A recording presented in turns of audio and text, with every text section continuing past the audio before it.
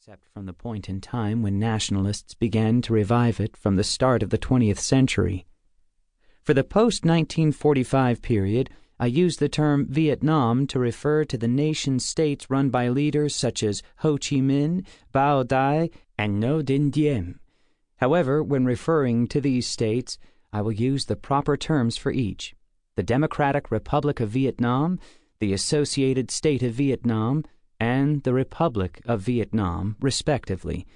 I will not use the terms Viet Minh, Les Viets, or Viet Cong to refer to the Vietnamese communists, nor should we resort to the politically charged term Saigon regime for the Republic of Vietnam. This is not an ideological bias on my part. Rather, these words obscure a complicated but, in the end, fascinating story of contested sovereignties. Finally, Vietnam, whatever its name, shape, or form, has never been an ethnically homogeneous polity. A wide range of ethnic groups, and they did not become ethnic minorities, Ban Toc Tio So, until the emergence of nation-states in the mid-20th century, dominated large parts of present-day Vietnam. These peoples occupy an important place in the history of modern Vietnam and cannot be simply subsumed under the homogenizing nationalist term Vietnamese. For centuries, they were not Vietnamese, and many still do not want to be. Chapter 14 of this book is specifically the story of these non-Viet peoples. When I need to make an ethnic distinction between the two groups, I will use the word Viet instead of Vietnamese, much as one distinguishes the Han, the ethnic Chinese majority in China, from other ethnic groups there, such as the Tibetans or Uyghurs. Again, this is not mere political correctness on my part. Words count, and by using them precisely and carefully, they can help us to shed new light on the complexity of Vietnam in a plural rather than singular or homogenizing sense. That said, I have done my best not to let these semantic concerns muddle the narrative or sidetrack listeners. There will admittedly be times when the words Vietnam or Vietnamese, as well as China and Chinese, appear in my narrative in a general way, because not to have done so would have simply risked losing the listener. Introduction.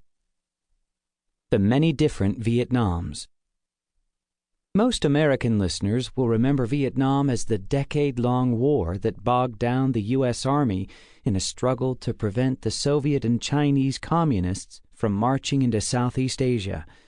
The Vietnam War ended in a humiliating defeat for the United States in 1975, and, to this day, images of helicopters scrambling to evacuate people from the U.S. Embassy in Saigon to aircraft carriers waiting off the Vietnamese coast remind Americans of that loss.